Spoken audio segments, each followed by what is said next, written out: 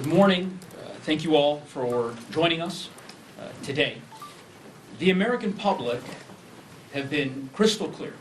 66% of Americans, as you can see in that poll there, believe that President Trump is not doing enough to lower costs for everyday Americans. House Republicans have done the same here in Congress, refusing to take any substantive action to lower costs for everyday Americans.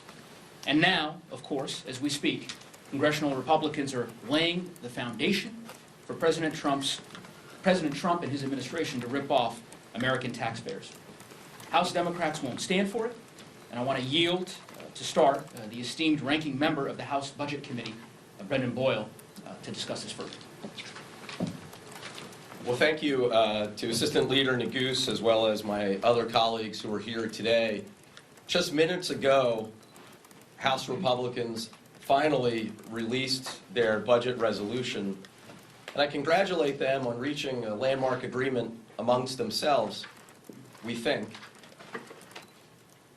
But the reality is the details are exactly as we feared and expected. It is a Republican betrayal of the middle class. We just waged a whole long presidential campaign in 2024. And what was the top issue? Top issue here in the United States was the same as most Western democracies. The fact that costs had gotten so high coming out of the post-pandemic era. The inflation crisis has hurt families in America and indeed worldwide. That is what Republicans and Donald Trump talked about during the campaign. So what's in their budget? Nothing to bring costs down. Absolutely nothing. But what they do have is $4.5 trillion of more debt. Remember, this is the same crew, the Tea Party, remember that? This is the same crew that when Democrats are in charge, cry crocodile tears about deficits and debt. But then once they're in office, they blow up the debt far more than any Democratic president or Democratic Congress has. And why? Is it to help the middle class? Is it to help working Americans in my neighborhood in Northeast Philadelphia? No. It's to give massive tax cuts to billionaires and to elite corporations. We've seen this before. 8 years ago, the first massive Trump Republican tax scam, 83% of the money went to the richest 1%. It was the only tax cut in the history of polling that had a majority disapproval rating among the American people. I fully expect that this proposal to even further cut taxes and blow up the deficit and debt will be even greater in terms of its disapproval among the American people. They will feel it in their pockets. They will be hurt most of all by the Republican ripoff, this massive betrayal of the middle class. Thank you. Buenos dias, good morning, everyone. Assistant Leader Neguse, thank you so much for bringing us together, and our ranking member, Boyle, thank you for your leadership. I want to just point out and remind everyone that the American people are hurting. And we saw the inflation numbers this morning. Inflation is going in the wrong direction. Inflation is going up. The price of eggs is going up. The price of fuel is going up. People are hurting. And last year, the 2024 election was all about listening to the American people and where they were. And they spoke loudly and clearly. And they said, we need Congress and we need the president to do something to lower our costs. When you look at the budget proposal that we all just got, what you're going to hear from Republicans is a lot of smoke and mirrors, and you're going to hear crazy spin. But you have to look past what they're telling you and look at the facts. And this goes for Elon Musk as well. A lot of spin, a lot of smoke and mirrors, and frankly, a lot of lies. Many, many untruths. They are not looking to uncover waste. They are not looking to uncover fraud. And they're not looking to save you money. They're not looking for savings so that they can send big checks back to the American people, so that they can invest in programs that work. What they are doing is shifting the money. They want to cut jobs. They're trying to eliminate much of the federal workforce. They are trying to cut programs, and they're trying to eliminate agencies so they can use that money to further enrich Elon Musk, whose companies, by the way, pay zero taxes right now, whose wealth doubled when Donald Trump was elected.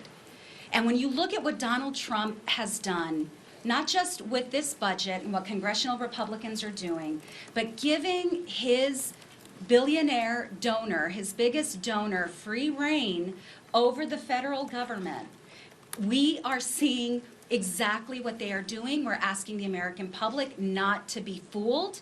We are going to fight this tooth and nail because these programs, these agencies, these federal employees are working on behalf of the American people. These programs actually deliver relief and support to the American people. Elon Musk does not need any more wealth, any more tax breaks. I'm going to turn it over now to my colleague, Representative Stacey Plaskett. Thank you so much.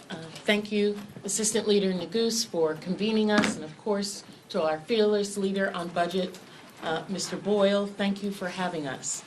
While the unelected billionaires raid our government and strip it for its parts, and let's be clear, not only has our government been bought, but America has been bought for $300 million. That was the cost of this election, and that's the cost of, it seems, of America right now. Republicans are handing out trillions in tax cuts to the ultra-wealthy and big corporations at the expense of vital programs and services. Now, many of us who are in the middle class, there may be individuals who are not concerned about Medicaid, who are not concerned about SNAP programs for children, not concerned about school lunches, but you're going to pay for it. You're going to pay for it because the upper class, the most wealthiest Americans, are not going to pay for the programs that still exist. You Americans are going to pay for it because all of the services that are not going to be there, that the middle class has been paying for to fund their tax cuts for the ultra-wealthy. Trump and his far-right MAGA allies are turning their backs on the very people they claim to represent. You will not hear from the Republicans in this budget about grocery prices. For the record, the price of eggs rose 15% from December to January alone. In my home in the Virgin Islands, where everything has to be imported, $10.99 for a dozen, or $16 for a dozen and a half eggs, for families of 4 that are living off of $40,000 a year. Ground beef, $8 a pound in my home of the Virgin Islands. $7 per gallon for milk. The average price in the United States has been about $4. This is all going to continue. The rise is going to happen. We saw the president today tweet about Biden's inflation rose. Dude, you're the president. That's your inflation. You have to own that now.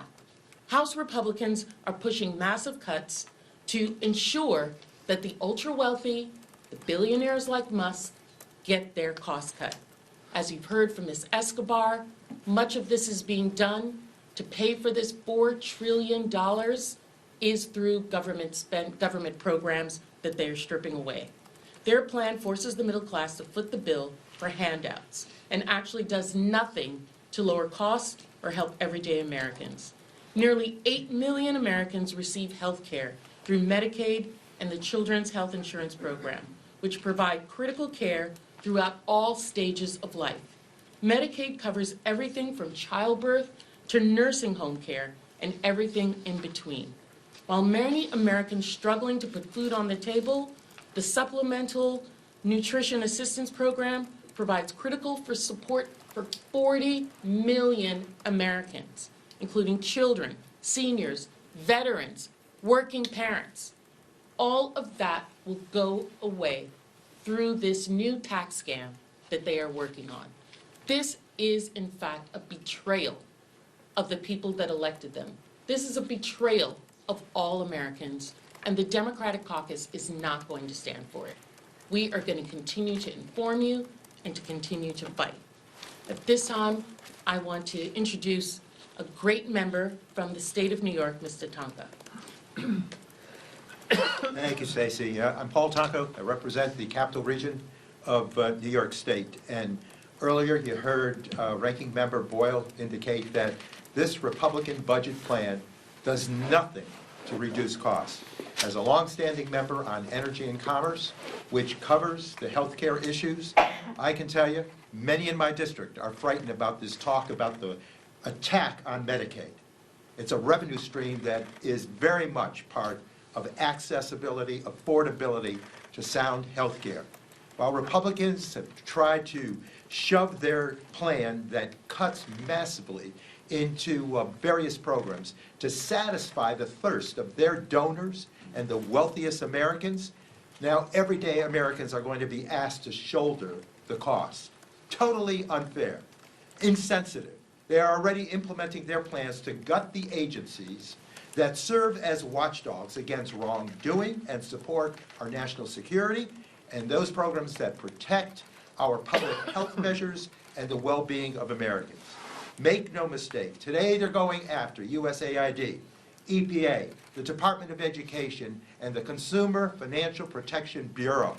Those are major industries that protect consumers and advance programs that strengthen the foundation upon which individuals and families function. All of these actions will have a disastrous effect on the American people, not just harming their pocketbooks, but putting their lives at risk. House Democrats built upon many programs that strengthen the middle-income community. Tens of Americans depend on the Affordable Care Act to afford high-quality care. House Democrats built upon that Affordable Care Act in order to deliver lower prices and expanded coverage. Under the Republican budget plan, many millions would see a massive spike in their health insurance costs. Totally unfair, totally unacceptable to the Democratic caucus in this House. In my district alone, thousands of people would see their average premium go up by more than $2,500 per year. For Medicaid, which covers everything from childbirth to nursing home care and everything in between, millions of Americans would see their health care vanish. Think of those who are in Medicaid, Medicare eligible status in nursing homes. That will cover their stay in those nursing homes. What do you do with that community, with that population, when they're in need of institutional care? What's the answer if you're going to cut so deeply into Medicaid? In New York's 20th congressional district, more than 127,000 people on Medicaid would be at risk of losing their health care under the Republican budget plans. So to take away this life-saving coverage is cruel in its own right. But to do it all to further line the pockets of their donors, of the wealthiest Republicans and corporations, is despicable. So we need to do something here with this budget. We're ready to move forward and have negotiations, but we are going to defend those most in need of these programs. Working families, the middle-income community, those looking to ascend the middle-income community. Now it's my great pleasure to introduce a friend and colleague, a strong voice for California, Representative Jimmy Panetta. Thank you, Paul. And of course, thank you to Assistant Leader Neguse, Ranking Member Boyle, and of course my colleagues up here on the Budget Committee. Appreciate their leadership, especially now when I think all of us in Congress and in this country are experiencing tough times. We're experiencing an aggressive executive branch, a responsive judicial branch, but here on Capitol Hill, we're experiencing a submissive, a destructive, an ineffective, and an irresponsible Republican majority in the legislative branch. Now, they're submissive because they just put forward a budget resolution with deeply harmful proposals just to fulfill the Trump agenda that's going to help the well-off, hurt working families, and harm the economy. This plan starts with extending the 2017 tax cuts at a tune of $5 trillion. Then it increases spending in military and homeland defense at a price of $300 billion. Then they got to figure out how to enact Trump's political promises of tax-exempt tips, overtime, and Social Security benefits at a cost of $3 trillion. But the most destructive part of the plan, as you heard from my colleagues, is how they think they're going to pay for it. The Republican majority is proposing $2 trillion in spending cuts that include significant decreases to Medicaid, to the ACA, food assistance, student loans, and sustainable energy programs. Cuts that will make it harder on working families to afford college, to access health care, and to put food on the table. This leaves them with a sizable hole to fill. Now, right now, if you look at that shell of a budget resolution, it appears they don't know how to do it. And clearly, they can't convince their own members to vote for it. And it's understandable, because the revenue is not going to come from economic growth like they're projecting, because getting $3 trillion in revenue requires a 3.2% sustained real growth, and that's very, very difficult to do. The revenue is not going to come from tariffs, as those add to inflation and bring the market and the economy down. So the only thing left is to add to our debt and deficit. And that means raising the debt ceiling, and they can't even do that on their own. What's worse is that it's irresponsible to add such a significant amount to our $36 trillion in debt that we're in as a country. Let's make it clear. The Republicans are in charge. We understand that. And yes, the reconciliation process is a partisan exercise. But as Republicans go down this destructive and submissive path, they demonstrate ineffectiveness as a governing body. But what is worse is that how irresponsible they are when it comes to our Article I powers here in Congress. Democrats made it clear to Speaker Johnson, we will work with anybody that furthers the values of our congressional districts, but we will also fight anybody, any president, and any opposition that threatens those values. Republicans' majorities, submissive, destructive, ineffective, and irresponsible plan for a budget resolution threatens American values by threatening working families and threatening the future of our economy. That's why Democrats are going to fight back, so that our economy, our security, and our democracy can continue to go forward. Thank you. So I want to thank Ranking Member Boyle and the distinguished members that have joined me today, each of them members of the Budget Committee that will, of course, participate in the markup tentatively scheduled. We'll see if it proceeds tomorrow. I'll just close on this note and then eager to hear your questions. Last year, President Trump made a promise to the American people regarding inflation. Many of you covered this extensively. He said what? That he would stop inflation on day one. His words, not mine. Stop inflation. As was referenced just today, we see that inflation is going up, CPI. Gas prices going up, grocery prices going up, egg prices going up, car insurance prices going up, you name it. Americans are struggling. Life is getting more expensive under this administration. What's their response? What's the response of this administration and House Republicans? To push forward a $4.5 trillion scheme to gut Medicaid, end it as we know it, and ultimately reward billionaires and corporations. The American people cannot afford that kind of scheme. It is a betrayal of the middle class, and House Democrats won't stand for it. Questions? Nick? I want to ask about your litigation working group. Where do you see as what do you see as the place for Democrats in the litigation landscape, given that we've seen a number of lawsuits from unions, and then what do you see as potential targets for litigation? It's a great question. First, I would just say more broadly, as you know, Leader Jeffries has made clear to our caucus that this is an all-hands-on-deck moment, that we all have to be prepared to work together, collectively, collaboratively, to do our part to oppose any executive order or administrative action that is unlawful, unconstitutional, or that would directly harm the American people. And the litigation and rapid response task force that you mentioned is a clearinghouse for us to develop legal strategies. We have a number of accomplished lawyers folks who have deep expertise, and we want to leverage their talents and their strategic thinking. The working group task force will be meeting in the coming days, and so without getting ahead of some of our preliminary conversations, we'll have more to share in the coming days. Obviously, the economy is top of mind for Americans. It dominated the election, but several voters supported the Republican Party, supported Donald Trump because of mass deportation plans, because they didn't like the student loan forgiveness plan. There were a lot of other reasons outside of the economy that voters supported the president and Republicans down ballot. What's your message to those voters out there who may support an immigration crackdown, who may support some of the other issues that Donald Trump campaigned on, not realizing that the economy would take the effect that it has so far? What's the message to those voters out there as you move forward? I would say I think we could spend a great deal of time analyzing the last election and the various reasons why the outcomes, ultimately were a number of different issues that, I think were important to the American people, as we've talked about. But fundamentally, and I agree with Representative Escobar, who I think articulated this well, cost of living was front and center. Inflation was front and center as an active matter of deep interest by the American public in the last election. Republicans were elected to a majority of the House, majority of the Senate, and of course President Trump was elected. They now have the ability to do something about it.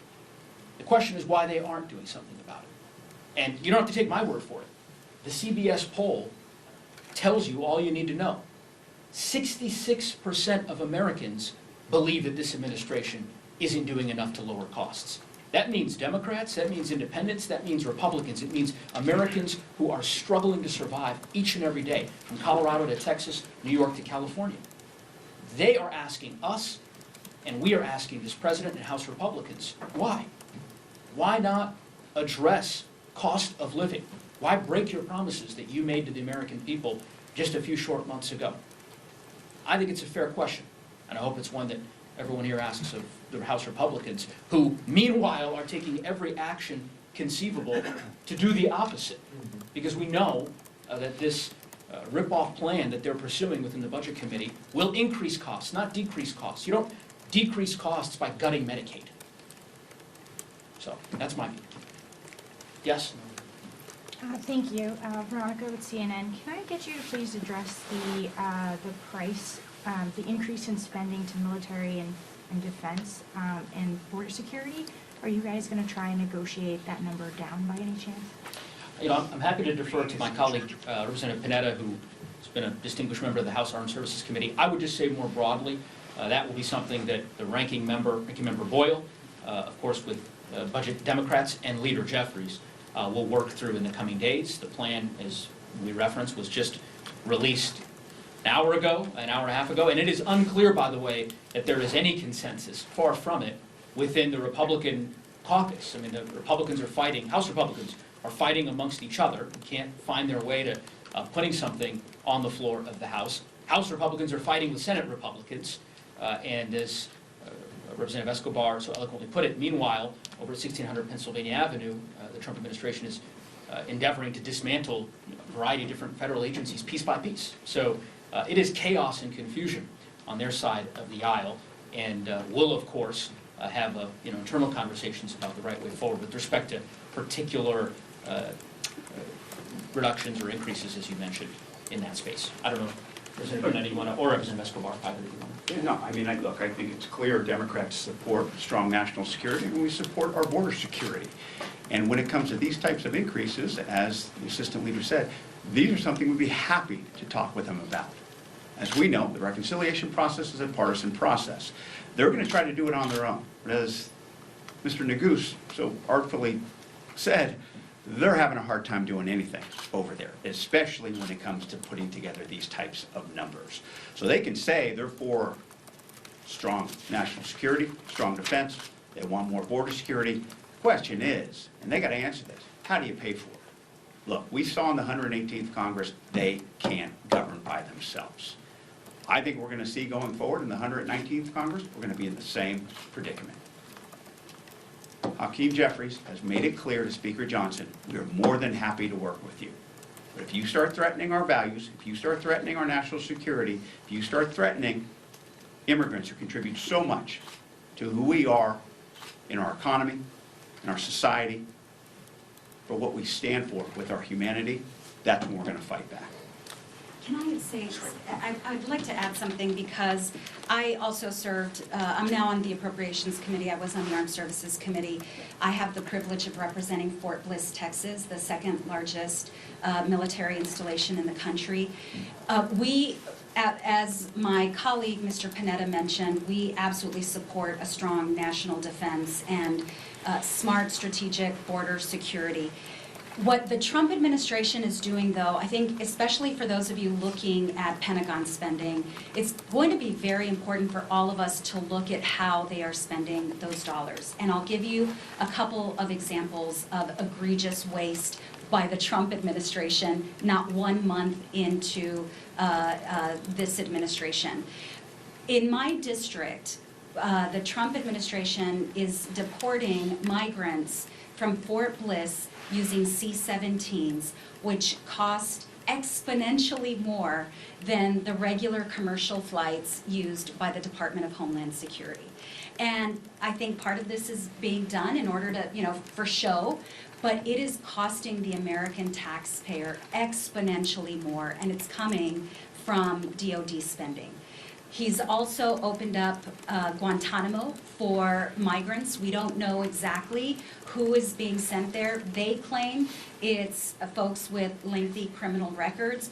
I think the state of New Mexico found otherwise, but that is exponentially more expensive than what we have seen so far. So we are going to do a deep dive on all of this, but I think the fundamental issue here is don't believe what they say, watch what they do. They claim that they are targeting waste, fraud, abuse, and they're saving money. The opposite is true. Elon Musk, the fact that he has purview over Pentagon spending, he has something like $15 or $19 billion worth of contracts. Is he going to audit that? Is he going to audit his own contracts, or is he going to look at cost savings there?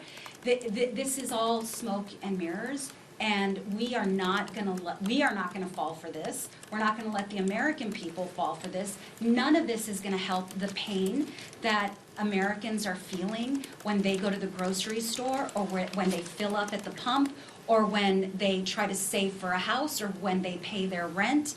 All of it is a sham. And it's a way to make sure that the rich get richer. Fundamentally, it's about greed.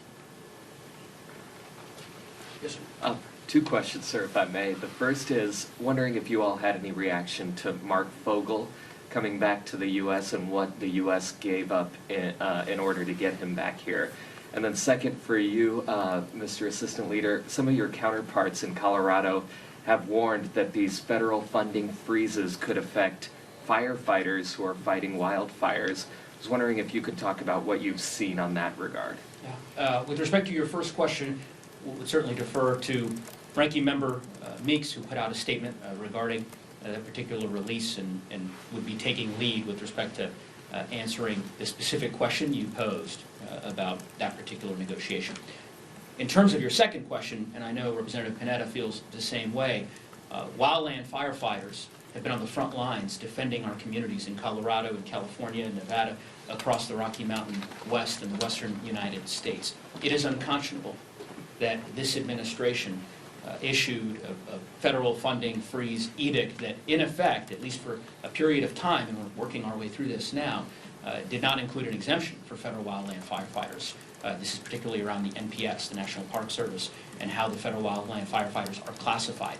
Bottom line, we know that the chaos and the disruption that the Trump administration is engaged in through DOGE and a variety of other actors will have real-world consequences for communities like the community that I represent in northern Colorado, where wildfires are common and becoming all more pervasive as we transition from wildfire seasons to really wildfires occurring year-round, as we saw just recently in Southern California. This was just recently a topic of conversation in the Natural Resources Committee in a markup that I just left, and I suspect you're going to see our appropriators, Representative Escobar, who's leading ably on that committee, take this particular issue head-on. But it's a real challenge, and it's a question that should be posed, as we posed to our colleagues on the other side of the aisle in the committee, to every Republican who represents a particular area of our country impacted by wildfires. When will they stand up for the wildland firefighters, for the folks at BLM and NPS, the Department of Interior, who are doing life-saving work each and every day on behalf of Americans? It's a question that I think is best posed to them. One more question? Yeah, of course, yeah, Representative Thompson. I just want to add one other thing to the healthcare discussion, which obviously is epicenter of every family's situation. The largest revenue stream by far for mental health services is Medicaid. We've come a long way in responding to the needs of the mental health community. Think about that. That major revenue stream, in some cases, is the only supply coming to states, a federal revenue stream that is utilized to address their state's mental health population. This could be devastating to many, and we saw increased activity, increased need in the COVID and post-COVID era. And so to do this, the budget needs to be compassionate, not cruel, smart, and not just a frenzy to help the donors of this administration and the wealthiest individuals in our country and corporations that don't pay their fair taxes, if any. So we need to go forward with a good dialogue here, to have the Democrats share those values at the table, as Leader Neguse mentioned, and it's important for us to have those discussions. Thank you all. We appreciate it. Thank you.